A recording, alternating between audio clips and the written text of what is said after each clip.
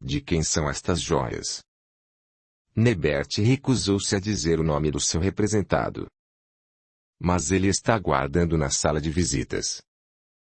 Talvez, com o Sr. Berg, ele seja mais explícito.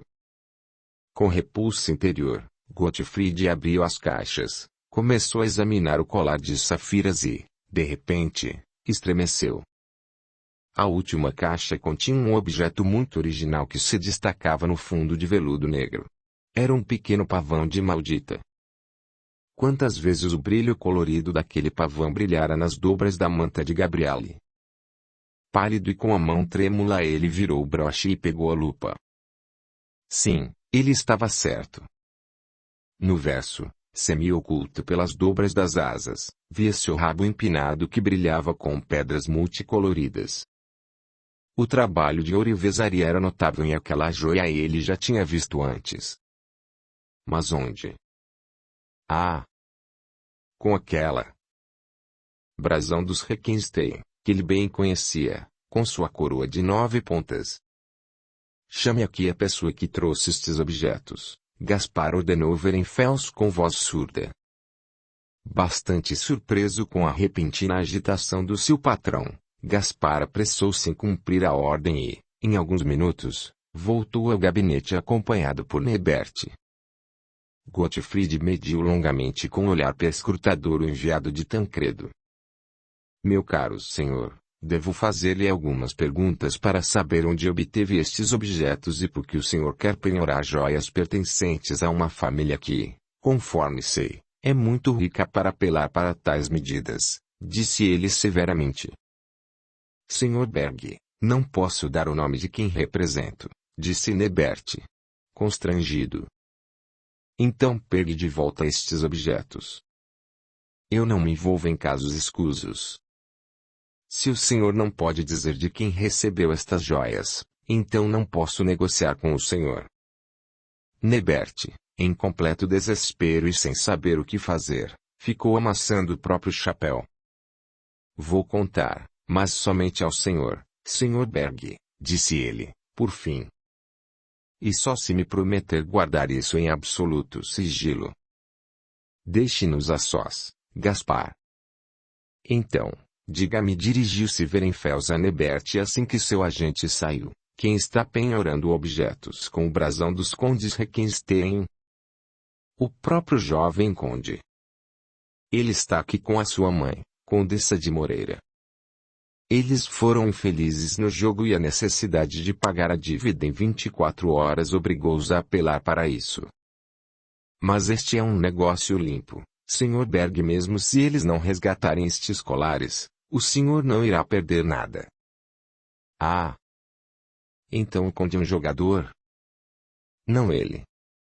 É a condessa que ficou envolvida por esse fatídico vício, respondeu Nebert, suspirando. O senhor de Moreira também está aqui? Não, Dom Ramos suicidou-se há 2 anos, num acesso de melancolia, conforme dizem os médicos. Aquela tigresa matou mais um, pensou consigo Gottfried. Quanto o senhor quer receber? Nebert disse o valor. Certo.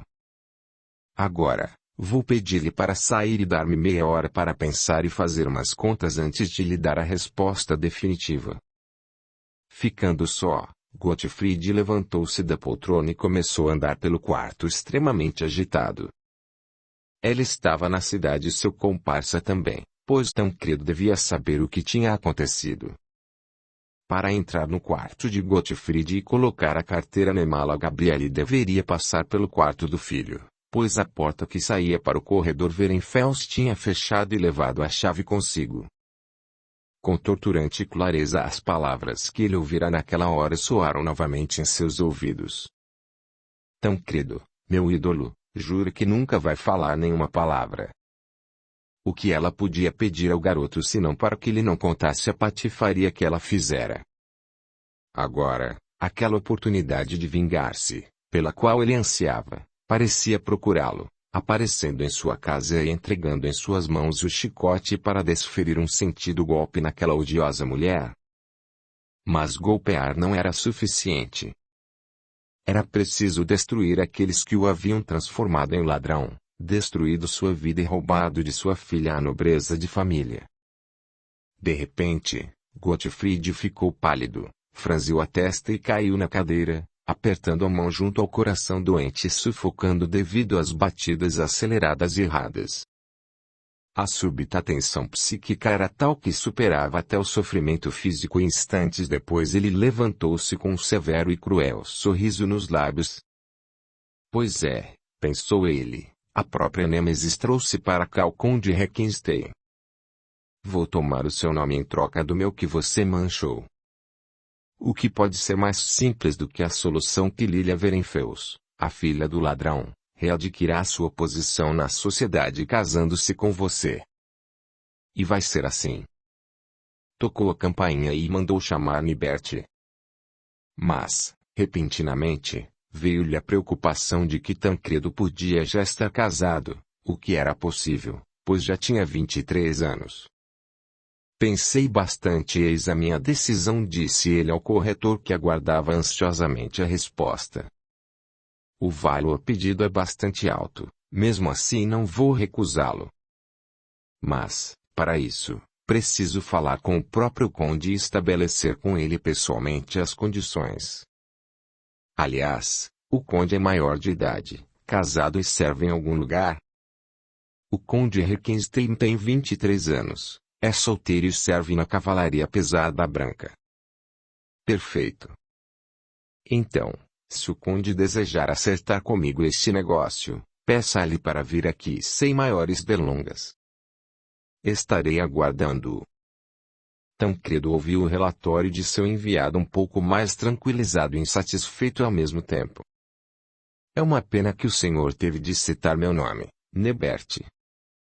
Mas por que será que este maldito AJ quer me ver? Dê graças a Deus, conde, que ele aceitou o negócio, senão não sei o que faríamos. O valor é tão grande que naturalmente ele quer discutir o negócio sem intermediários. Bem, já que não se pode fazer nada, mande preparar a carruagem enquanto me visto. Sombrio e preocupado, o rapaz vestiu-se com a ajuda do camareiro. Ele quase não dormira a noite inteira e a cena ocorrida pela manhã arrasaram completamente. Agora, quando cada minuto era precioso, perdia-se tempo em conversações, e se isso não levasse a lugar algum? Que escândalo! Ele nem queria pensar nisso. Ao sair da carruagem à porta de Gottfried, Tancredo não suspeitava que o seu ex-tutor, oculto nas cortinas da janela, examinava com um olhar de curiosidade e inimizade o seu futuro genro. Alguns instantes depois o conde entrou no gabinete. O homem de quem dependia o seu destino estava sentado encostado na escrivaninha e parecia imerso em pensamentos. Sr. Berg, conforme seu desejo, vim pessoalmente para acertarmos o negócio que já é de seu conhecimento, disse o rapaz. Muito bem, conde. Vamos conversar sobre isso e sobre muitas outras coisas, respondeu Gottfried com voz trêmula e, levantando-se, deu alguns passos em direção ao recém-chegado. Tocou a campainha e mandou chamar Nibert. Mas, repentinamente, veio-lhe a preocupação de que Tancredo podia já estar casado, o que era possível, pois já tinha 23 anos. Pensei bastante e eis a minha decisão, disse ele ao corretor que aguardava ansiosamente a resposta. O valor pedido é bastante alto, mesmo assim não vou recusá-lo. Mas, para isso, preciso falar com o próprio conde e estabelecer com ele pessoalmente as condições. Aliás, o conde é maior de idade, casado e serve em algum lugar. O conde Requenstein tem 23 anos. É solteiro e serve na cavalaria pesada branca. Perfeito. Então, se o conde desejar acertar comigo este negócio, peça-lhe para vir aqui sem maiores delongas. Estarei aguardando-o. Tancredo ouviu o relatório de seu enviado um pouco mais tranquilizado e insatisfeito ao mesmo tempo. É uma pena que o senhor teve de citar meu nome, Nibert. Mas por que será que este maldito AJ quer me ver? Dê graças a Deus, conde, que ele aceitou o negócio, senão não sei o que faríamos. O valor é tão grande que naturalmente ele quer discutir o negócio sem intermediários. Bem, já que não se pode fazer nada, mande preparar a carruagem enquanto me visto. Sombrio e preocupado, o rapaz vestiu-se com a ajuda do camareiro.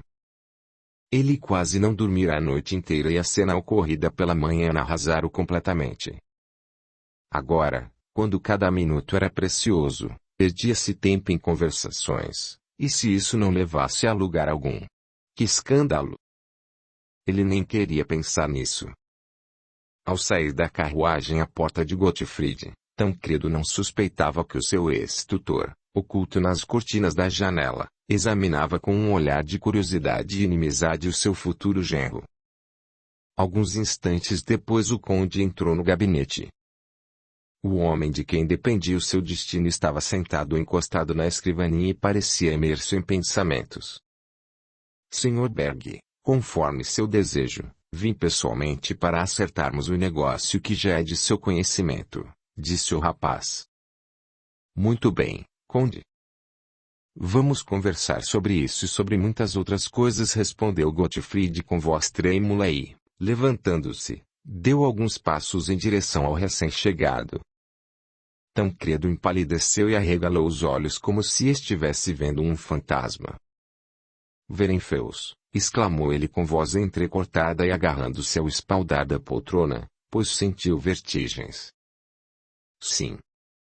Verenfeus, ladrão, criminoso, preso em flagrante. Você ainda lembra dele, garoto desonesto? Agora, confesse como sua digníssima mãe arranjou junto com você aquela infâmia. Imaginando o constrangimento do rapaz como prova de sua cumplicidade no caso, Verenfeus, fora de si, agarrou o seu braço e puxou com tanta força que parecia pronto a matá-lo. Mas Tancredo não reagiu. Os 12 anos passados pareceram sumir e da mesma forma como antigamente o garoto tremia e se rendia àquele olhar feroz e à férrea força daquele braço, agora o rapaz ficou submisso e indefeso. Quando Gottfried, dominando a própria raiva, largou-o, o conde, arrasado, deixou-se cair na cadeira, fechou os olhos e pendeu a cabeça. Esta última emoção fora demais para ele. Sentia medo e vergonha do homem caluniado e arruinado com tanta infâmia. Pálido e com o rosto franzido, Verenfels ficou olhando-o por alguns instantes. Em seguida, pôs a mão em seu ombro e disse: Seja homem, Tancredo. Agora não é hora de desmaiar, mas sim de relembrar o passado. Primeiramente, confesse como tudo aconteceu, quero saber. O conde estremeceu e levantou-se de supetão. Não vou confessar nada, exclamou ele com um olhar flamejante. Então você realmente acha que eu roubei a carteira? Não, fui eu que a coloquei em sua caixa e estou pronto a responder por isso, retrucou Tancredo com voz surda, afastando as mechas negras dos cabelos da testa úmida. Gottfried soltou um riso entrecortado. Você... E nem sabe onde a colocou.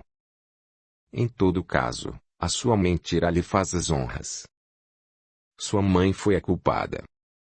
Audiolivro realizado pelo canal Surya Chand Audiobook.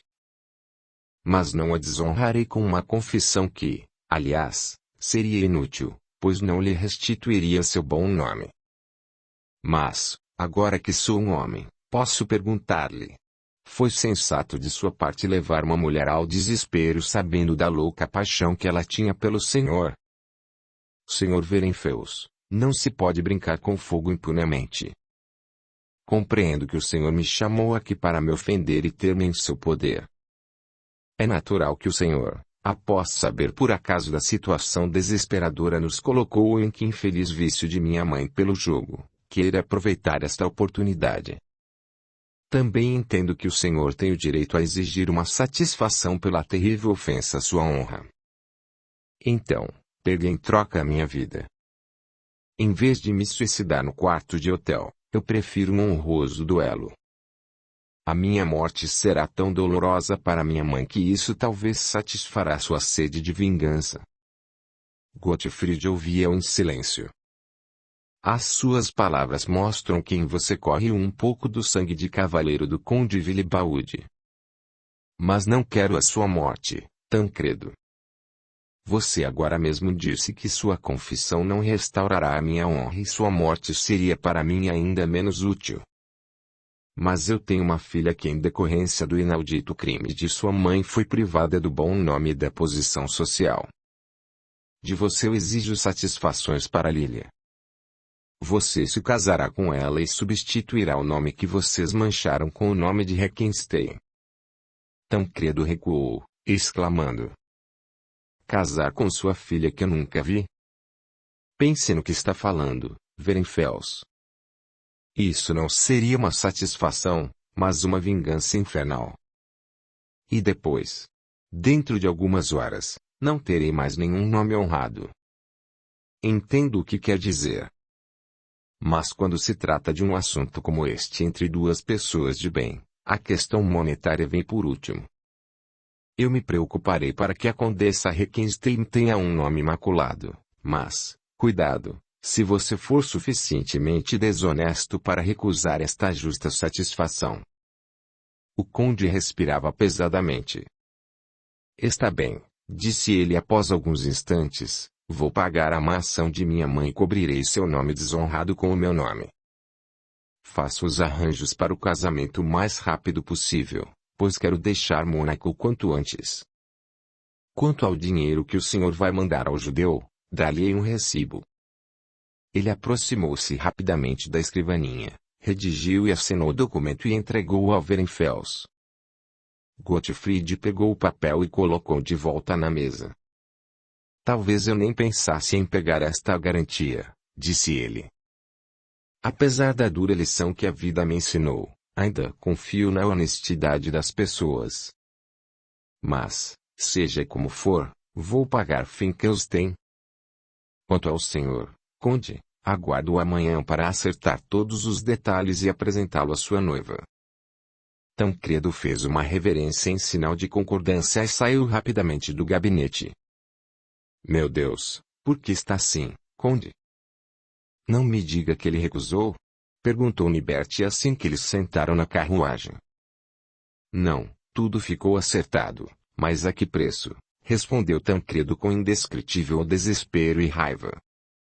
Ficando só, Verenfels encostou-se em sua escrivaninha e entregou-se aos próprios pensamentos.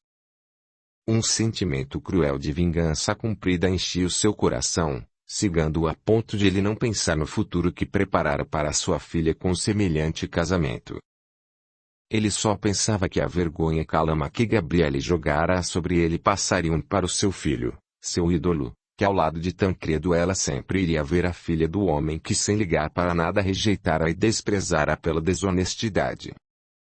Finalmente, ele levantou a cabeça, suspirou e tocou a campainha. Informem a minha filha que gostaria de vê-la imediatamente em meu gabinete, disse ele ao criado que atendeu ao chamado. Era preciso avisar Lilia da decisão tomada. Quando alguns minutos mais tarde a moça entrou no gabinete, ele olhou pela primeira vez não como pai, mas como homem que avalia a beleza da mulher.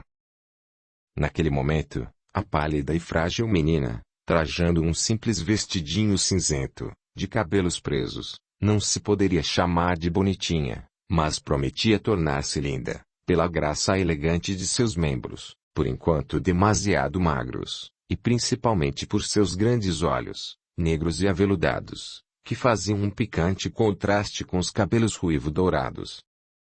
Chamou-me, papai? Perguntou ela, sentando-se num banquinho ao lado da escrivaninha. Sim, minha filha. Preciso revelar-lhe um segredo, respondeu Gottfried, puxando-a para si num ímpeto de carinho que ela nunca antes havia notado nele. O que você tem, papai? Está doente? Perguntou Lilia preocupada, dirigindo ao pai o seu olhar delicado e claro. Quando você souber sobre os sofrimentos que me consomem e que me transformaram neste misantropo sombrio e calado que você conhece desde a infância, Então você entenderá esta minha preocupação. Chegou o momento de revelar-lhe o triste passado, pois a partir de hoje você deixa de ser criança e está se tornando uma mulher e deve saber e entender o porquê de usar um nome que não é seu e sobre a obrigação que a nossa honra mútua faz recair sobre você. Com voz baixa e entrecortada ele começou a revelar-lhe o sombrio drama que arrasara a sua vida. Aos poucos, foi se entusiasmando e às vezes esquecendo que estava contando aqueles fatos à própria filha. Pálida e trêmula, ela ouvia relato que abria diante de seus olhos infantis o precipício das paixões mundanas. Quando Gottfried chegou na parte sobre a sua acusação e condenação por roubo, teve um ataque do mal que sofria e, respirando pesadamente, recostou-se em sua poltrona. Faltavam-lhe a voz e a respiração. Em torturante preocupação e com o rosto coberto de lágrimas, Lilia inclinou-se sobre ele. Num instante ela entendeu o que tivera de suportar aquele nobre e orgulhoso homem. Meu pobre e querido papai, não se preocupe. Deus sabe da sua inocência e, naturalmente, exigirá uma satisfação daquela indigna mulher pelo seu sofrimento imerecido. Sim, Deus sabe os sofrimentos infernais que suportei, sussurrou Verenfels, endireitando-se instantes depois. Estou vegetando desde o momento da minha morte como cidadão e nunca pude esquecer a vergonha não merecida. Mas a justiça divina às vezes acontece aqui mesmo, na terra. A oportunidade de vingança apareceu sozinha. Hoje de manhã veio aqui Tancredo, filho de Gabriele. Tancredo, exclamou Lilia, aquele lindo menino cujo retrato eu achei em sua velha caixa mas titia não me deixou mostrá-lo a você. Um leve sorriso passou pelos lábios de Gottfried. Sim, é ele. E estou contente que ele tenha lhe agradado. O menino tornou-se um homem bonito e atraente. Agora você pode cumprir sua obrigação sem repulsa e adquirir novamente sua posição social. Em poucas palavras Verenfels contou-lhe sobre o ocorrido naquela manhã, sobre a precária situação de Gabriele e seu filho e, por fim, contou sobre como obrigar o rapaz a dar à sua filha o seu honrado nome em troca do que ele tomara do pai dela. As últimas palavras fizeram Lilia empalidecer mortalmente e ela gritou em desespero. Isto é impossível, pai. Volte atrás em sua decisão. Como você pode me entregar a um homem desconhecido que irá me odiar por esta equação? Será que este negócio indigno, esta vingança que recai sobre dois inocentes irá apagar os seus sofrimentos? Vendo que o pai lhe dava as costas, ela caiu de joelhos e agarrou a sua mão. Papai, eu lhe imploro. Não manches o feito de ter suportado nobremente esta desgraça. Perdoe, como um bom cristão. Ajude a condessa, mas não a preço de sacrificar o futuro de sua filha. Não me entregue a esse nobre e exigente indiferente que, como a mãe dele, irá me desprezar. Que me importa a opinião das pessoas? Sei que você é inocente e sempre levarei com orgulho o nome do mártir da honra. Por instantes as lágrimas de sua filha e seus rogos ardentes sensibilizaram Gottfried. Mas a tempestade de sentimentos, a amargura de toda a sua vida arrasada, a selvagem sede de vingança reprimiram esse bom sentimento. Levante-se, Lilia. Se você me ama, livre-me de pedidos que não posso cumprir, disse ele com voz surda. Minha honra e meu dever me obrigam a devolver-lhe os direitos cujo valor você ainda não entende. Se eu ainda não morrer, Lilia Verenfels, a filha do ladrão, será dentro de alguns dias a condessa Requenstein. A moça levantou-se calada e, cambaleando, saiu do quarto. Pela voz do pai ela entendeu que nenhum rogo adiantaria. Somente nos braços de sua velha amiga ela deu vazão ao seu desespero e medo diante do futuro desconhecido que fora condenada tão inesperadamente. A bondosa tia Irina ficou estarrecida com aquela novidade. Mas conhecia demasiadamente bem a vontade férrea de Gottfried, acompanhara a sua lenta agonia moral.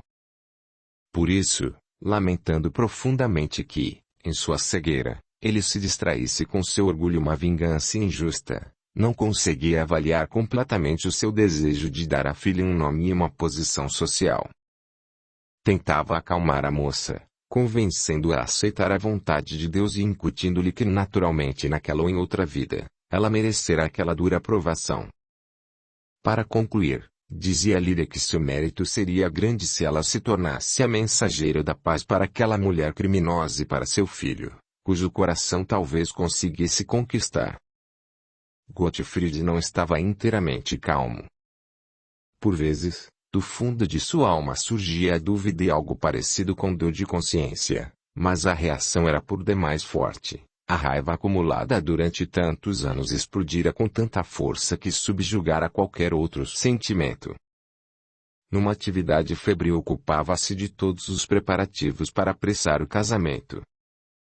No dia do primeiro encontro, Werenfels recebeu de Tancredo uma carta e um envelope com seus papéis, e escreveu o jovem conde. Não consigo vir pessoalmente, pois estou arrasado física e espiritualmente e preciso de algum tempo para me recuperar. Werenfels, faça o que for necessário e não me torture com novas condições. Vou ver sua filha na igreja, isso será suficiente pois o que nos une não é amor. É preciso esclarecer uma outra questão.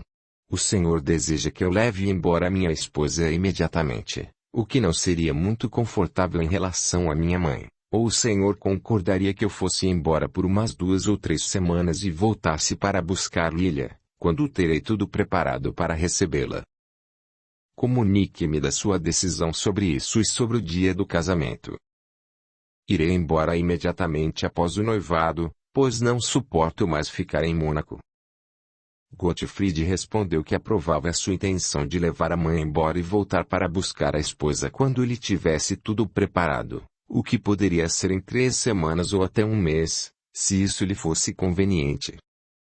Esse adiamento, dizia ele, daria aos noivos tempo para se acostumarem à sua nova situação. Em resposta a essa carta, Tancredo escreveu que convidava a Werenfels e a nona para almoçar com ele no hotel para que pudesse passar juntos algumas horas antes de sua partida com a mãe para Berlim.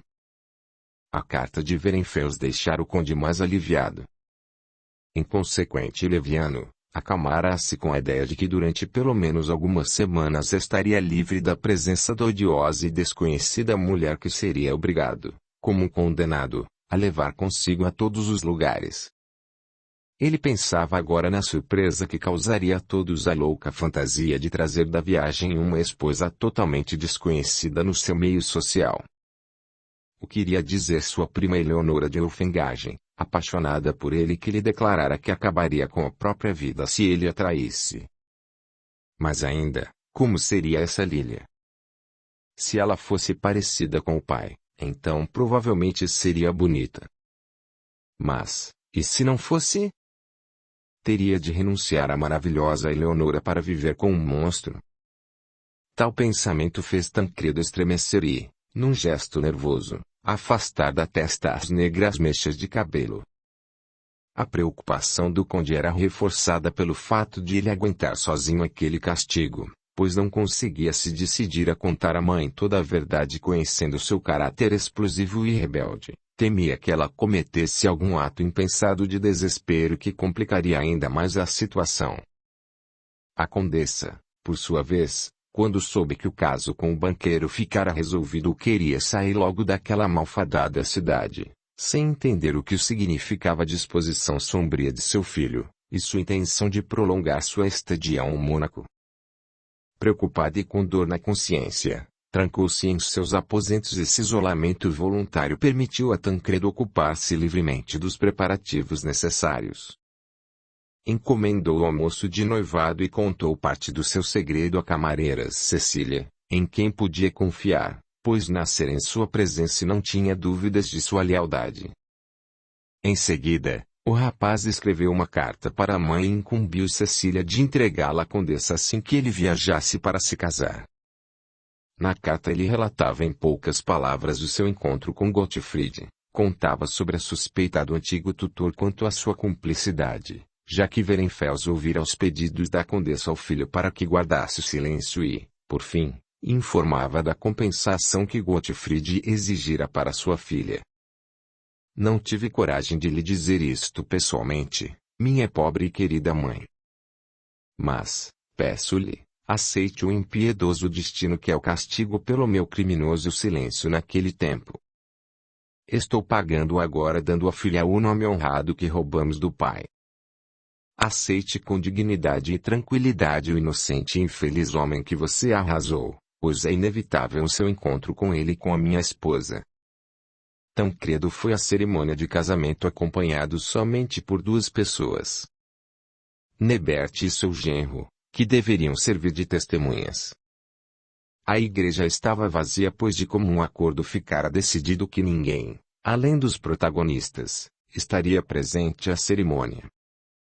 Pálido e sombrio, como um condenado à morte à espera do carrasco, o rapaz encostou-se na parede. Com torturante clareza ele ouviu o som da carruagem chegando e 1 minuto depois apareceu Verenfels acompanhado de suas testemunhas. Gaspar e um velho banqueiro, seu amigo. Gottfried levava pelo braço uma mulher coberta por um véu enrolada numa capa escura. O conde aproximou-se maquinalmente, fez uma profunda reverência, mas não levantou os olhos. Temia ver aquela que dentro de alguns minutos deveria ligar-se a ele para sempre. Aliás, nem teria importância ela ser bonita ou não. Pois de qualquer modo deveria ligar sua vida dela. Calado, o rapaz ofereceu o braço à noiva assim que Verenfels tirou a capa de seus ombros e conduziu até a mesa onde imediatamente foram assinados todos os papéis e cumpridas todas as formalidades. Somente diante do altar iluminado Tancredo decidiu-se a olhar para a mulher parada ao seu lado. Um longo véu cobria por inteiro, mas por trás de suas dobras aparecia uma espessa trança com fortes reflexos dourados. O conde odiava ruivos e olhou para o rosto de Lilia com medo sincero. Pálida como a morte, de olhos baixos, ela parecia abatida pelo medo ou aflição. A pobre menina não estava atraente e naquele momento em seu vestido branco que expunha sua magreza, a cor doentia do rosto e a grande resta descoberta, pois ela ainda não aprendera a pentear-se de acordo com o rosto. Sua beleza principal, os grandes olhos aveludados, estavam ocultos sob as pálpebras inchadas e vermelhas de tanto chorar. A cabeça do rapaz tonteou. Ele foi tomado de tal desespero e raiva que quase gritou. Esta sombra, esta criatura feia e mirrada, sem qualquer cor no rosto, era sua esposa, que lhe devia apresentar à sociedade como Condessa Requenstein. Quanta zombaria iria provocar a sua escolhida entre os amigos e todas as belas mulheres que procuraram o seu amor. Ninguém saberia o verdadeiro motivo daquele enlace. Oh, este Verenfels é um demônio. Aproveitando a oportunidade ele compra um conde como marido para este repulsivo monstro que nem um mais humilde trabalhador desejaria, pensava Tancredo. Todos esses pensamentos atormentavam a cabeça de Tancredo. A vergonha e o desespero tornaram-no surdo ao rito sagrado. Quando o padre perguntou se ele aceitava voluntariamente a noiva, a palavra sim escapou como um gemido surdo de seus lábios e ele nem olhou para a linda mãozinha quando colocou em seu dedo o anel simbólico. Finalmente, estava tudo terminado. Superando com dificuldade a raiva que enchia o seu coração, Tancredo levou aos lábios a mão fria de sua esposa. Mas quando Gottfried, após beijar a filha, voltou-se para ele, o rapaz olhou-o com ódio e desprezo e, levando Lilia em direção à porta de saída, disse rispidamente: Venha. Na hora em que todos saíram da igreja, uma carruagem de aluguel parou junto à calçada. Dela saltou o criado de Tancredo que, pálido e preocupado, correu para o seu patrão e disse baixinho: Conde, aconteceu uma desgraça. A condessa envenenou-se e está morrendo.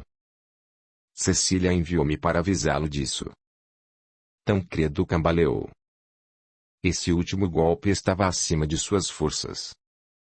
Levantou os braços à procura de um apoio, Seus olhos fecharam e ele caiu nos braços de Verenfels, que chegou a tempo de socorrê-lo. Vendo que Tancredo desmaiara, Gottfried achou como obrigação tomar as medidas necessárias. Gaspar, disse ele, leve minha filha para casa, pois preciso levar o conde para o seu quarto no hotel. Chamaram o médico. Perguntou ele ao criado, ajudando-o a deitar Tancredo dentro da carruagem. Não, senhor. Não ousamos fazer nada sem ordem do conde. Então, Nebert, vai e traga o médico o mais depressa possível. Mortalmente amuada, e atormentada por um triste pressentimento que não sabia explicar, Gabriele passara toda a manhã no divã. Ela soltara os cabelos, pois sua cabeça ardia e pesava como chumbo. Sua mão brincava nervosamente com a fita que cingia na cintura o seu penhoar de cetim. Ela não notava que Cecília por várias vezes levantava a cortina e olhava com ar preocupado. A camareira conhecia o teor da carta que deveria entregar à sua senhora. Mas percebendo que a condessa estava num estado nervoso e doentio, vacilou por longo tempo. Sabendo do papel de Verenfels na vida da condessa, a esperta camareira suspeitava que a acusação de roubo que cairá sobre aquele orgulhoso rapaz de aparência aristocrática teria agora uma vingança. Como a condessa iria reagir quando soubesse dos acontecimentos? Finalmente, Cecília decidiu-se, entendendo que era necessário entregar a carta. De quem? Perguntou a condessa, pegando a carta visivelmente amuada. De Tancredo. O que significa isso? O conde, ao sair de casa, incumbiu-me de entregá-la à senhora, respondeu Cecília, retirando-se rapidamente para o vestíbulo, onde já havia preparado um copo com água, gotas de calmante e um frasco com vinagre para quaisquer eventualidades. Desta vez Gabriele não teve uma crise nervosa. Não gritou nem derramou lágrimas ao ler a carta. Por instantes, não acreditou nos próprios olhos. Em seguida, sua cabeça caiu no encosto do divã enquanto a mão amassava espasmodicamente a carta do filho. Aquele passado que ela tentava esquecer no turbilhão de tantos divertimentos ressurgia diante dela como um impiedoso memento mori, e Tancredo, seu adorado filho, pagava pelo crime que ela cometera. Daquele caos de pensamentos torturantes surgiam como relâmpagos muitas lembranças do passado e a imagem de Gottfried, seu tirano e sua vítima cujo poder sobre ela nunca se apagava, escondia-se no fundo de sua alma. Agora devia vê-lo novamente aturar o frio olhar de desprezo daqueles olhos negros cuja lembrança fazia seu coração bater mais forte. Novamente sofreria a tortura daquele momento em que se decidira a liquidar Verenfels. Agora, o eterno sofrimento a esperava, pois a filha dele seria a esposa de seu filho. Estremecendo, Gabriele levantou-se e enxugou com um lenço a testa úmida. Não, definitivamente eu fui amaldiçoada, pois destruo a todos a quem amo e quem me ama, até mesmo Tancredo. Mas a maior humilhação é ver você, Gottfried, que me entregou à maldição e ao esquecimento, pois não consigo arrancá-lo do meu coração, encontrar o seu olhar cheio de ódio e desprezo. Oh, esta vergonha está acima de minhas forças. Então, que morra este rebelde coração que não escuta nem o bom senso, nem o orgulho, nem a consciência. É o único meio de libertar-me destes sofrimentos. Com repentina decisão, ela levantou-se, foi ao dormitório e ajoelhou-se diante do crucifixo colocado diante de seu genuflexório. Deus misericordioso! Entrego-lhe a minha alma pecadora, sussurrou ela com ardor. O Senhor, que perdoou aos seus assassinos, terá pena de mim. Vilibaldi e Arno, que tão bondosamente me perdoaram tudo, sejam meus intercessores, se nós nos encontrarmos no céu. Persignou-se. Em seguida, foi até o armário e retirou de lá uma caixa que abriu com uma pequena chave que trazia pendurada no seu bracelete. Da pilha de papéis e outros objetos retirou um pequeno frasco cheio de um líquido incolor, olhou-o por instantes com um sorriso amargo e pensou: Ramos, poderia você imaginar, ao mostrar-me este veneno de seu país e afirmar que em uma hora ele mata sem sofrimentos, que com a ajuda dele vou seguir atrás de você? Graças a Deus que eu guardei este frasco. A sua vingança, Gottfried, não será completa. Você encontrará aqui somente um cadáver. Com surpreendente calma, encheu uma taça com um pouco de água, acrescentou algumas gotas de veneno e jogou o restante em um vaso de flores. Em seguida, tirou a cruz pendurada na cabeceira de sua cama, voltou ao boudoir e deitou-se novamente no divã. Rezou em silêncio durante alguns minutos e, de repente, agarrando a taça, tomou-a de vez e voltou a rezar. No começo ela nada sentiu, mas, repentinamente, um estranho calor correu por todo o seu corpo, a cabeça girou, a cruz caiu de suas mãos e, com os olhos semicerrados, ela caiu para trás.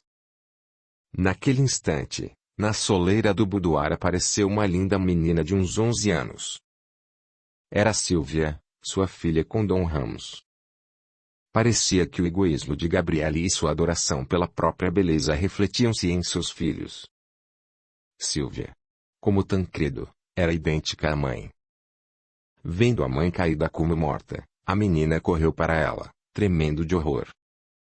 Mamãe, mamãe. O que você tem? Esses gritos atraíram Cecília, que veio correndo do vestíbulo e, vendo a taça vazia, adivinhou instintivamente a verdade. Fora de si, correu para os aposentos do conde e mandou atrás dele o seu camareiro para avisá-lo em seguida, voltando para sua senhora, tentou debalde reanimá-la. Por isso, do ocorrido quando ouviu o barulho da carruagem chegando a todo vapor, correu como louca para o vestíbulo. A pequena Sylvia, extremamente amedrontada, levantou a cruz caída no tapete, parou atrás do divã e começou a rezar sofregamente. Cecília quase se sentiu mal quando viu que o criado, ajudado por um senhor, carregava Tancredo ainda desmaiado. A camareira logo reconheceu Werenfels e, aproximando-se dele rapidamente, disse: Senhor Werenfels, enquanto o mordomo vai ajudar Ossip a levar o conde aos seus aposentos, por favor, vá ver a condessa. Ela envenenou-se e talvez o senhor saiba o que fazer em tais casos. Eu estou completamente perdida. Mandei Nibert chamar o médico, mas me leve a condessa e depois traga um limão e café preto. Isso é um bom antídoto. Cecília deixou Gottfried entrar no boudoir e correu para a buscar os ingredientes pedidos. Perturbado por diferentes emoções, Werenfels aproximou-se do divã e olhou para Gabriele. Pálida e imóvel, ela estava morrendo. Por vezes soltava um leve estertor e os braços roxos passavam febrilmente pelo vestido como se procurassem algo. Água. Estou ardendo por dentro. Sussurrou a moribunda. Gottfried estremeceu. Pela porta aberta viu na mesa do quarto vizinho uma jarra com a água. Foi até lá, encheu um copo e voltou vacilando por diversos sentimentos. Ódio, desprezo e piedade lutavam em seu coração. Mas quando Gabriele repetiu com indescritível sofrimento: Água. Estou sufocando, ele superou a sua repulsa e, levantando-a, encostou o copo em seus lábios. O contato daquela mão, a presença do homem que ela amava com tanta infelicidade, agiu sobre Gabriele de uma forma inexplicável. Com um tremor nervoso ela abriu os olhos e, encontrando o olhar de Werenfels, levantou-se como se tivesse levado um choque. Ah, apesar de tudo, nós tínhamos de nos encontrar outra vez. Mas fique tranquilo, Gottfried, morro suficientemente castigada. As dores de consciência me perseguiram como a uma miserável. Naquele tempo você me rejeitou e eu me tornei criminosa. Agora, não me deixe morrer sem o seu perdão. Ela estendeu a mão à procura da mão dele, mas Gottfried esquivou-se rapidamente. Tudo ressurgiu em sua memória. todas as humilhações e todos os sofrimentos que aquela mulher lhe causara. Seus olhos brilhavam quando ele, com amarga raiva, respondeu-lhe com voz rouca: Condessa, a senhora imagina que perdoar é tão fácil quanto fazer o mal? Está equivocada. Não se pode esquecer num instante 12 anos de sofrimentos e a destruição moral. Em meu coração não há perdão para a senhora e não vou tocar a mão criminosa que colocou a carteira em minha mala. Eu perdoaria uma punhalada provocada pelo ciúme feminino e pelo orgulho ferido, mas não posso perdoar essa vingança baixa e desonesta. A senhora agiu pior que um assaltante de estrada e, fiel ao seu imutável egoísmo, está se suicidando para não ter de remediar a sua culpa contra a sua vítima. Mas eu tive de esperar por causa de minha filha. Não, Gabriele, pague sozinha por seus crimes. Vai enfrentar o juízo celestial levando junto as minhas maldições. Gottfried parou. Perturbado por torturantes lembranças do passado, sufocava e não podia continuar. Maldita seja, maldi. Conseguiu dizer ele com dificuldade e, pálido e trêmulo, dirigiu-se para a porta. Mas, mal deu alguns passos para sair, alguém agarrou a sua mão. Gottfried estremeceu e, olhando para trás, viu com surpresa uma menina. Pálida, de olhos bem abertos, ela agarrou-se a ele e sussurrou com emoção: Não amaldiçoe a mamãe. A incrível semelhança da criança com Gabriele não deixava dúvidas que aquela era a filha dela com Dom Ramos. Não amaldiçoe a mamãe, não a deixe morrer sem perdoar-lhe tudo de que a acusa, continuou a implorar a menina, ficando de joelhos, enquanto grossas lágrimas caíam por suas faces. Werenfels ficou sensibilizado. Parecia-lhe que daqueles olhos claros e inocentes saía uma luz que tranquilizava e abrandava seu coração martirizado. O crucifixo que a menina apertava contra o peito com a outra mão parecia um sinal do divino sofredor que, pregado na cruz, rezava pelos seus inimigos. Levantando Silvia do chão, ele acariciou seus cabelos negros e disse carinhosamente: Deus abençoe você, criança, pelo seu amor de filha que enche seu coração inocente. A misericórdia divina fala através de seus lábios.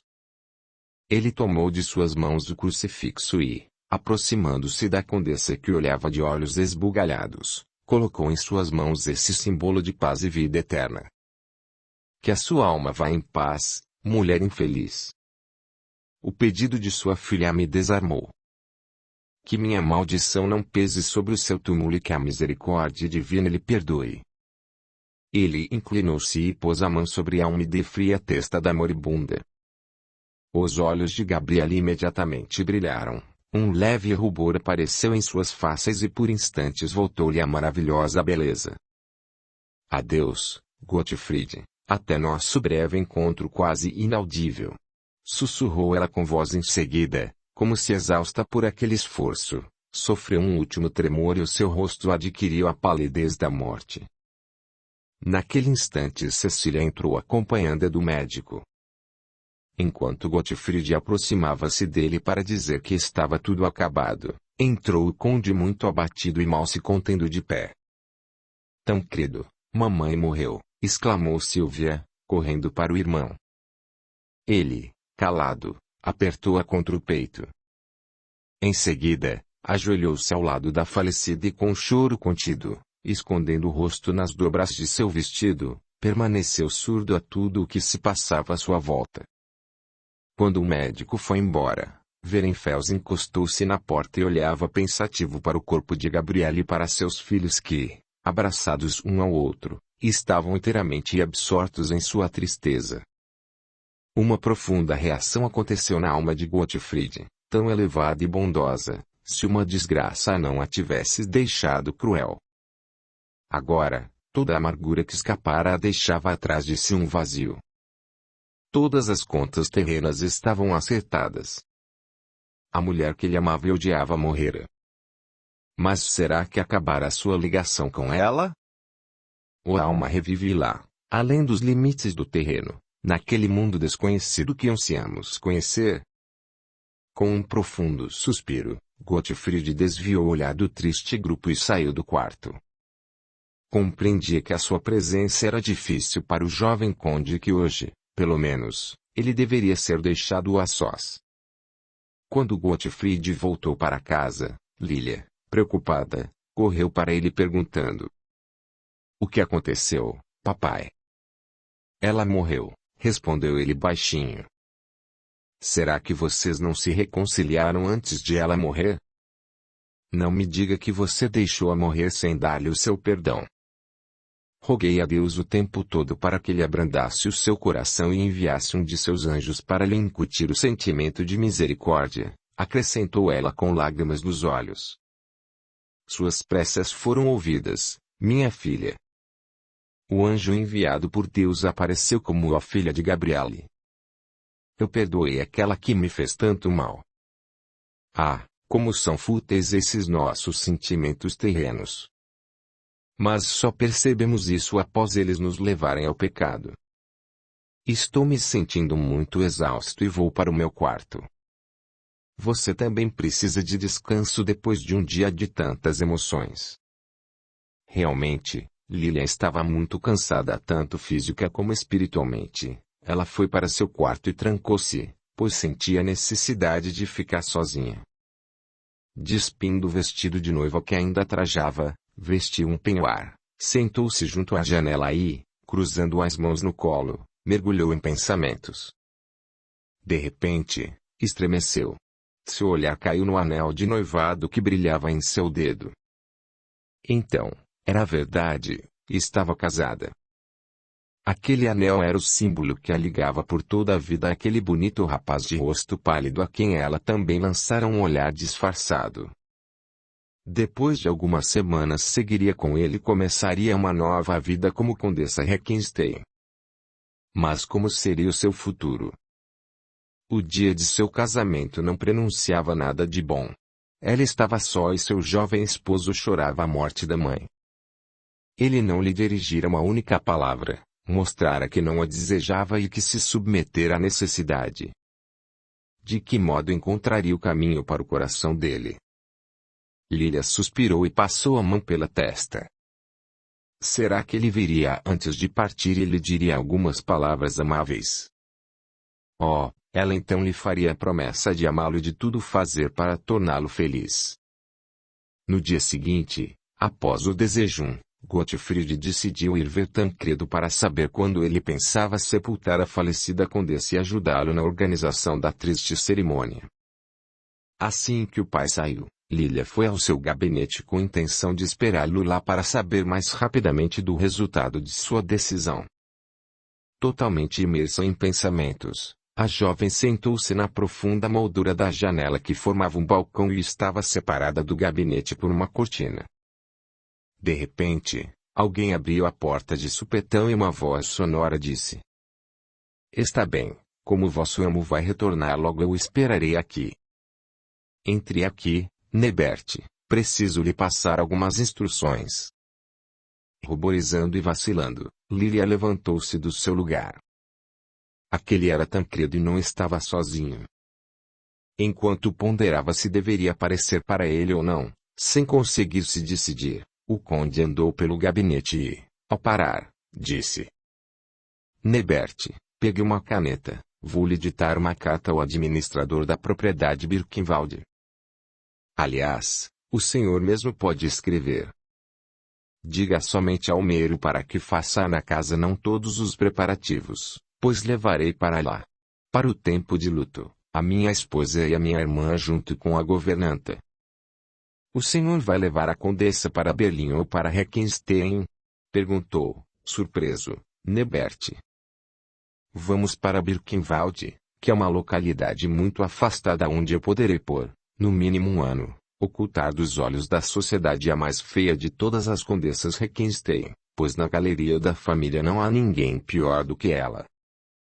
A verdade é que a condessa é fraca e pálida e que a linda senhorita Eleonora seria o par ideal para o senhor", observou Nebert. "Aliás, a condessa parece tão mirrada que provavelmente morrerá com a primeira doença mais séria. Queira Deus." pois nunca vou amar aquela assombração. E pergunto-me como vou suportar aquele monstro ruivo. Na voz do conde soava raiva e o desprezo. Tremo só de pensar como vou aparecer diante de meus colegas de farda com uma esposa assim.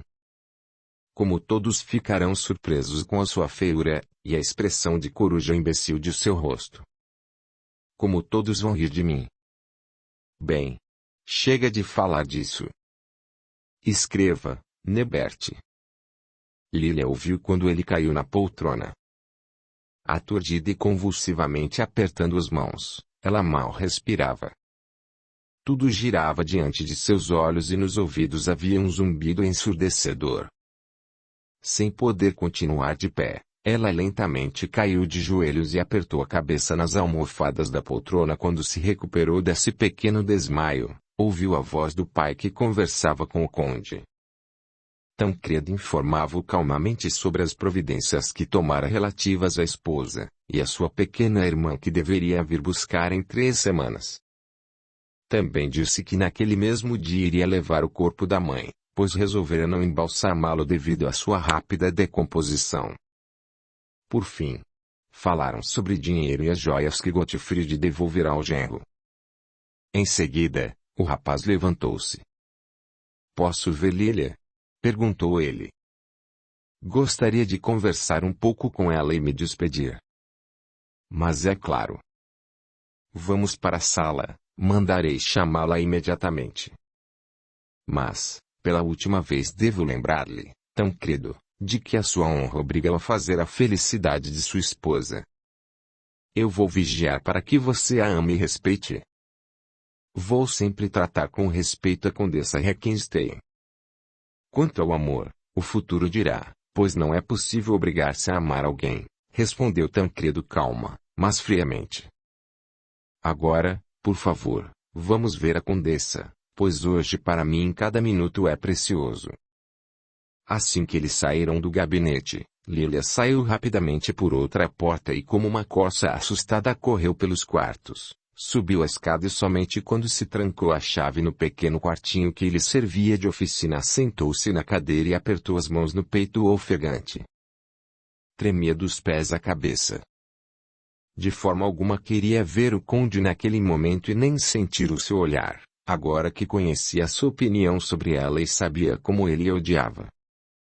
Logo ouviu que a estavam chamando e procurando por roda a casa. Em seguida viu que seu pai e Tancredo estavam saindo pelo jardim. Voltou-se imediatamente, mas aquele olhar foi suficiente para que os traços do conde ficassem fixados em sua memória. Finalmente tudo silenciou. Passou-se mais de 1 hora e Lilia decidiu-se a voltar para seu quarto. Seu marido provavelmente já fora embora. Fechando a porta à chave, sentou-se junto à janela e entregou-se aos próprios pensamentos, enquanto lágrimas quentes escorregavam lentamente por suas faces. Nunca contaria ao pai a humilhação que sofrera. Ninguém no mundo, nem mesmo a tia Irina saberia o que ela ouvira. Mas, qual seria o objetivo de sua vida? O homem a quem uniu seu destino, além de odiá-la ainda amava outra. A bela Eleonora sobre a qual falara Nebert. Enquanto ela, um monstro ruivo, ele tinha vergonha de levá-la pelo braço e apresentá-la aos seus colegas. Em silenciosa tristeza ela apertou com as mãos a própria cabeça e parecia ouvir novamente o som ríspido e desprezível da voz de Tancredo quando ele proferia essa impiedosa condenação. De repente levantou-se. Aproximou-se rapidamente do espelho e começou pela primeira vez na vida a analisar criticamente a própria aparência e, sob a influência de forte excitação, julgava-se com impiedosa crueldade. Sim, ela era feia. Os membros magros, o peito chato, o rosto pálido com traços angulosos, olhos desproporcionalmente grandes e de brilho febril e aquela juba ruiva faziam-na ainda menos atraente. Sim. Ele tinha razão, ela era um monstro repulsivo. Mas nunca seria um peso para ele. Com uma expressão amarga e severa nos lábios e de rosto fechado, Lilia afastou-se do espelho. Ele não terá motivos para se envergonhar. Devo ir com ele quando ele vier me buscar, mas ficarei para sempre neste isolado Birkenwald. Seus colegas nunca irão me ver e se quiser me obrigar a ir a Berlim eu jogo na cara dele as suas próprias palavras. E, talvez, até me decida a contar a ele e ao papai que não quero seguir um homem que não deseja nem se dar ao trabalho de descobrir se por trás do feio invólucro oculta-se um coração amoroso e dedicado. Seria desonesto viver com um marido que se desdenha, de quem se desconfia e a quem se odeia. Mas, não. Deus proíbe que odiemos as pessoas, o Espiritismo também não permite.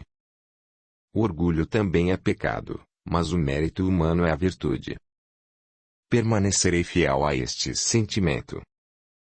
Oh, será que na vida passada eu era linda e criminosa como a Condessa Gabriela e Deus está me castigando fazendo-me feia nesta vida? Ela fechou os olhos tentando equilibrar seus sentimentos.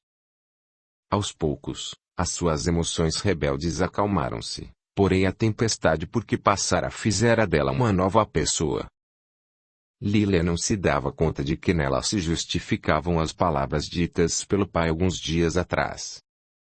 O primeiro confronto com as pessoas, a primeira experiência, obscurecera o amago da fé cristã espírita, aquela misericórdia e aquele amor ao próximo que perdoam as ofensas e pagam o mal com o bem, e a inabalável fé na providência divina que faz a pessoa aceitar qualquer sofrimento sem perder a sua paz interior. Na agitada alma da moça, de repente haviam se enfraquecido todos os ímpetos do devotado idealismo. Ela não tinha consciência da estranha indiferença para com o sofrimento humano que tomara conta dela. Não suspeitava de que aquele mérito que queria manter em relação a Tancredo ocultava somente o orgulho ferido, uma sombria desconfiança, uma amarga revolta contra o destino que a fizera feia e sem graça e o desejo de afastar de si as pessoas para ocultar de todos o seu coração ferido. Naturalmente, desejava fazer o bem, evitar o mal e cumprir rigorosamente os 10 mandamentos. Mas essa dura e impiedosa virtude baseada na lei, infelizmente, era somente uma embalagem vazia da verdadeira virtude, aquela enviada celestial para a qual não há lei senão o amor que aplica na prática o grande lema. Sem misericórdia não há salvação. O relógio bateu 5 horas e isso fez Lilia voltar à realidade. A refeição, provavelmente, já estava servida e devia ir ao refeitório. Sem olhar para o espelho, vestiu seu vestido cotidiano, ajeitou os cabelos e saiu do quarto. Gottfried andava preocupado pela sala. Ao ver a filha, ele parou e disse com irritação: "Não entendo onde você se meteu quando seu marido estava aqui. Procuramos-lo em todos os lugares. Ele queria conversar com você e despedir-se, mas teve de viajar sem vê-la.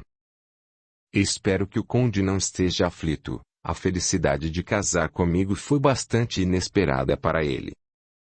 Surpreso com o tom de amarga zombaria que soava em sua voz, Verenfels olhou-a, mas Lilia recolhia as partituras espalhadas no piano e quando voltou-se, seu rosto não expressava nada. O tempo que transcorreu a seguir foi particularmente enfadonho. Todos sentiam um certo pesar.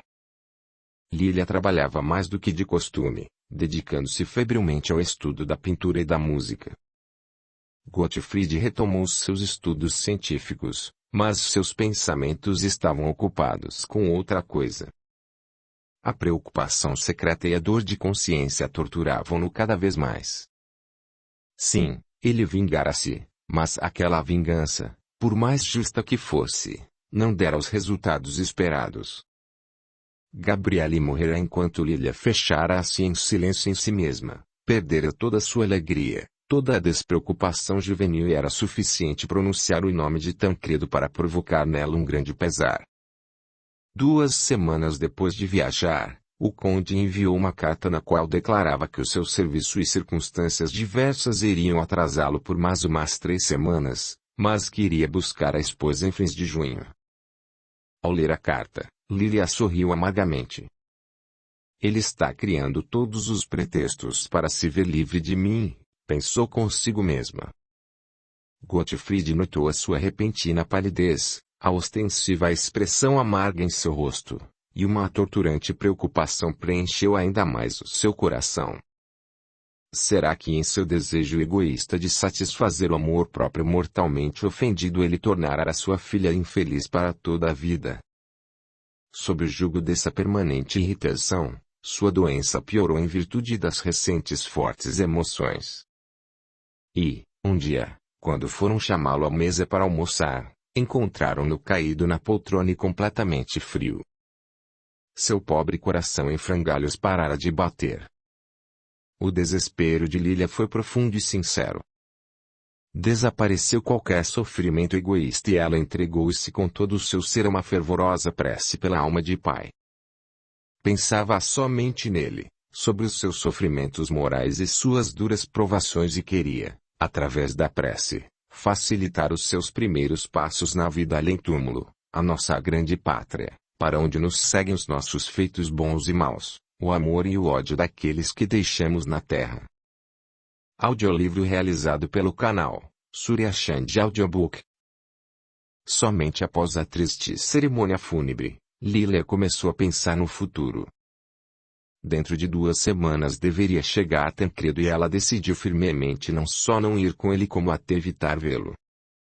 Ele não sabia da morte de Werenfels, pois ela proibira que o informassem disso com um telegrama. Assim, quando ele viesse de má vontade buscar a monstruosa Condessa Regenstein, ela já não estaria por ali. Houve momentos em que a moça pensou em divórcio, mas um sentimento inexplicável para ela própria a obrigou a esquecer essa ideia. Não queria devolver a liberdade a Tancredo, sem se dar conta do que exatamente a controlava. Ser o sentimento de vingança ou o temor das formalidades que acompanham as ações de divórcio. Rapidamente, com uma energia que surpreendeu a bondosa tia Irina, ela preparou-se para viajar. Gaspar e o banqueiro amigo de seu pai assumiram a tarefa de liquidar todos os negócios e, uma semana após o enterro de Gottfried, Lilia viajou para Pisa junto com a tia Irina. Pachados ela não levou ninguém, inclusive com o papagaio de seus cria sua camareira, para evitar a falação e boatos que poderiam atrapalhar a sua permanência incógnita. Robert, o velho camareiro, e sua esposa, que ficaram para guardar a casa, receberam ordens para não dar o seu endereço a ninguém, nem mesmo ao conde, e nem deixar escapar que eles sabiam onde ela estaria. Sem desconfiar da surpresa que o esperava, Tancredo chegou a Mônaco alguns dias após a viagem de sua esposa. Previamente, ele levou Silvia e sua governanta para Birkenwald, uma grande propriedade localizada no interior da Silésia, pertencente à sua irmã. Quando Dom Ramos percebera que estava falido, querendo garantir o futuro da filha, comprar aquelas terras em nome dela e, por meio de testamento, salvar a pequena propriedade do esbanjamento de Gabriele. Sombrio e com raiva oculta no coração, o jovem conde dirigiu-se à casa de seu sogro. Qual não foi a sua surpresa quando Robert, levando-o à sala de visitas, informou, com lágrimas nos olhos, que Werenfels morrera de repente do coração. Informe a condessa da minha chegada, disse Tancredo, olhando pensativo para os quartos que tinham aparência de vazios e inabitados. A condessa viajou, respondeu o velho criado com embaraço. Percebendo que o conde ficara vermelho e franzira a testa, Robert explicou com voz indecisa que a sua senhora viajara com a sua velha parente sem deixar nenhuma carta ao marido, nem seu endereço, e sem avisar quando voltaria. Talvez o velho banqueiro, Sr. Saldi, soubesse de algo mais substancial, disse o criado. Muito interessado, Tancredo foi ver o banqueiro, mas aquele também disse que não sabia para onde fora a moça e nem quando voltaria. Ele acrescentou que Lilia lhe dissera que iria escrever ao marido.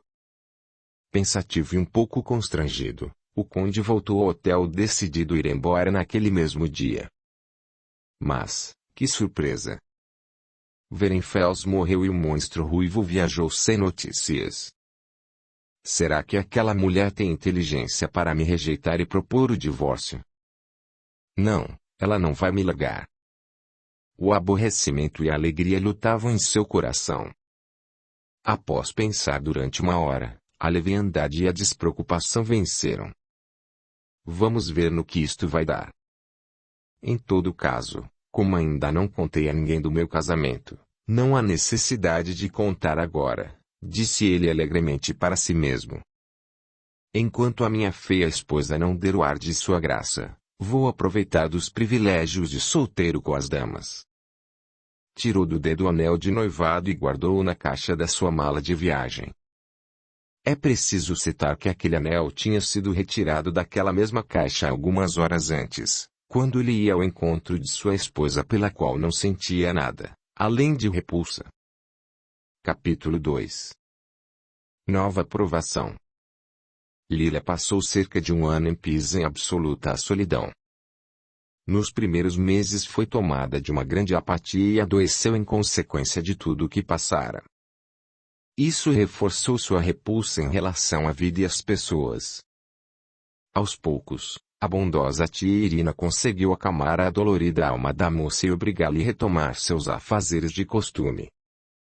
Tentando encontrar o esquecimento na leitura e no trabalho, Lilia retomou as aulas de pintura, música e canto com um fervor ainda maior do que antes. Mesmo assim, a vida na cidade pesava-lhe, pois ela temia encontrar de repente o conde Requenstein entre os visitantes estrangeiros. Achando no jornal um anúncio de aluguel de uma pequena propriedade nas imediações de Tübingen, ela foi até lá na companhia de sua camareira para vê-la. Gostou e assinou imediatamente um contrato de aluguel em nome de tia Irina,